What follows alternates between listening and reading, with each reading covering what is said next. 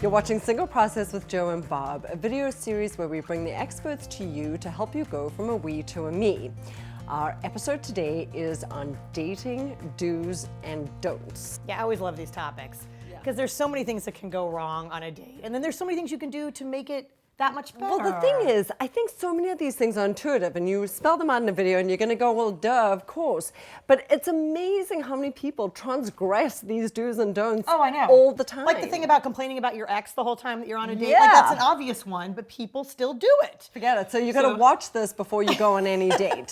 So we brought in a matchmaker and dating expert named Julia Bekker out of New York City. So Julia, I'm taking it to you. Welcome, Julia. Hello, ladies. Hi. How are you? Okay, so you meet somebody. Yeah. Should a first date be dinner? Like, what's an ideal first date? It can be dinner. It's not like it's wrong for it to be dinner, but it's typically easier if it's not, because you want it to be more casual and to ease the stress. You don't want to feel pressure or obligation of any sort. This happens to her all the time. She would go on a date and she doesn't like the guy, and then you're there for an hour dinner. Right. You don't want to, or more. Usually more. dinner. No. Take an Hour is a super quick An hour is date. Panera Bread. Yeah, No, this is like no. An hour is a cup of coffee, which I don't recommend for a date because it feels like too much like an interview. If it's like a daytime cup of coffee, I like that. It feels like a job interview. It does. A date should not be an interview. And how many times do you go on that date and you feel like you're just being asked this rote set of questions? That takes the fun out of dating, and that's why it can feel so exhausting sometimes, because you feel like you're on the spot. You have to be perfect with whatever you answer. It feels so robotic. You know, nobody wants an interview. On your website, you talk about being in the moment. Just be there and just enjoy with whatever's going Be present, on. be in the moment, enjoy it, be fun. Yeah. Even a drink, sometimes you know in the first 5 minutes, this is not for me. Right. And it's hard to remind yourself to be present and just give this person an hour of your time. There's no commitment. Because you feel pressured and you feel like you can't get out of your head. You need to get out of your head. Not be thinking about what the person's wearing, what they're doing with their facial expressions or their hands, how they're sitting, what kind of shoes they have on, whether you're attracted to them or not. Just enjoy a new person's company. Yeah. So we brought in the intro segment, we talked about how somebody will go and complain about their ex the whole time. Give us some typical, like, don't talk about this, do talk about this. Well, first of all, I think you should enjoy the conversation that you're having. Sometimes it's hard if someone, is not appealing to you mentally or not, stimulating mentally to you, and you're not feeling that connection. But then just make it fun. Talk about your week. Talk about what your favorite bands are, just anything to take it away from an interview process. If you know it's not a connection, Joe and I always talk about this. Should you just say, look, it's nice to meet you. I don't feel a connection.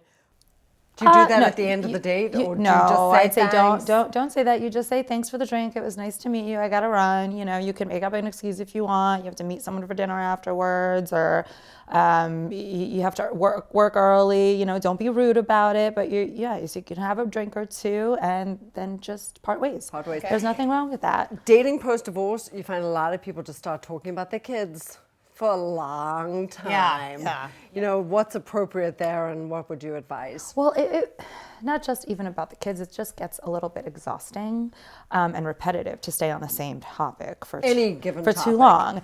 People have short attention spans, so ADD starts kicking in. I agree with that. So any topic, and especially about kids, it's like, especially if someone else doesn't have a kid. Oh, then you really shouldn't be talking about yes, then it's like it's not relatable. If it's good conversation, there will be a lot of tangents, and that's a good thing. Okay, let those ride. Let that those play. ride. Okay. Let one conversation segue into the next, into the next. That's natural. So when you're done with the date, should the woman offer to pick up the bill, let the guy pick up the bill, and what's the follow-up? I do believe in chivalry. I think it is gentlemanly to pay for the bill. But I also think that the woman should offer to show that she is a willing partner. Okay. She would be a willing partner and contributor to the relationship. And then what's the follow-up? Are you supposed to, let's say, A, you hate the date, do you send a thank you text? Is that encouraging? And B, you love the date, do you send a thank you text or do you wait to see if they're interested and come back to you? Whether you love or hate the date, I say say thank you. Okay. That night? That's just nice Immediate etiquette. follow-up? It could be that night. It could be the next day or the next morning. Say thank you. If you like the person and the date, say a little more than thank you. Like what? No, jokes aside, say a little, I'd love to see you again. Thank you so much. I had a really wonderful time. Looking forward to doing it again. Okay. Yes. Leave the door open. Yes, leave the door. Put the ball in their court. Or even if you don't feel comfortable enough saying that and you want them to come at you with that, you can just express how lovely the date was. And then take it 2 or 3 dates down the road. You're 2 or 3 dates in, you're not sure if you like this person. How do you navigate that? Do you have any advice for people you set up and they're like 2 or 3 dates and you're like, how's it going? And they're like, and then unsure. What is that a sign of? So I say at least give it 2 or 3 dates. Really? Yeah, three strikes and you're out. If there is an inkling of a maybe, then keep going for a few more dates.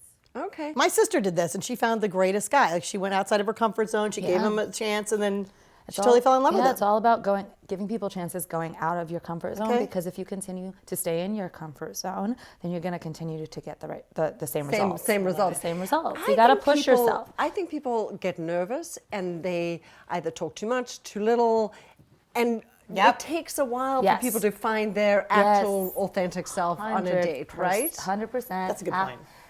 Yes, some people are better than others at dating. Okay, so Joe says I always talk about sex, but I do it Fun topic. It's fun, but I do it for a reason because it seems to come up very quickly on dates with men. No.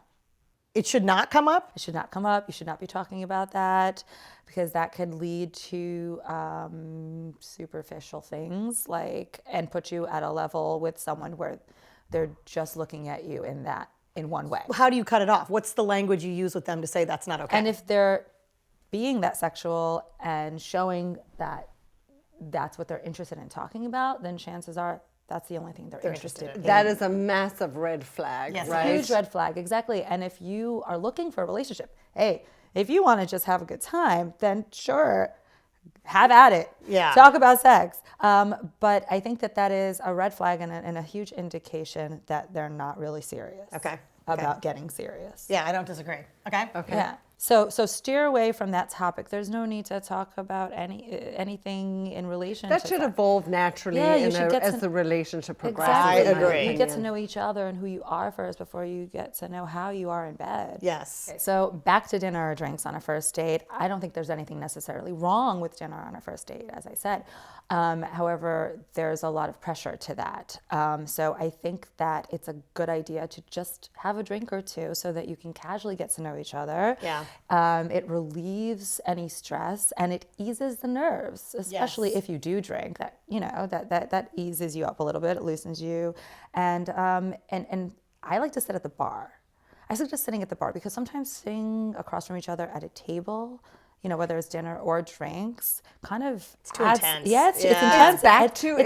Feels like an interview. Yes, it feels like an interview. It's a little too intense. You're fidgety. You have to. I just say, go chill at a bar, have a drink or two. If you don't drink club soda, But yes, it's more relieving. Mm-hmm. Less stressful. And it's less stressful. It's more of a relaxing environment and situation that you're putting yourself in. As you said, you want to make this fun, low stress, low stress, no takes pressure. the fun, takes the nerves off. Yeah. Great. Okay. Yeah. Well, we're going to do some other segments with you on matchmaking and how to find guys. So we'll go to that next. But thank you for this very one. welcome. Dating do's and don'ts. So for more on dating do's and don'ts, check us out on thesingleprocess.com.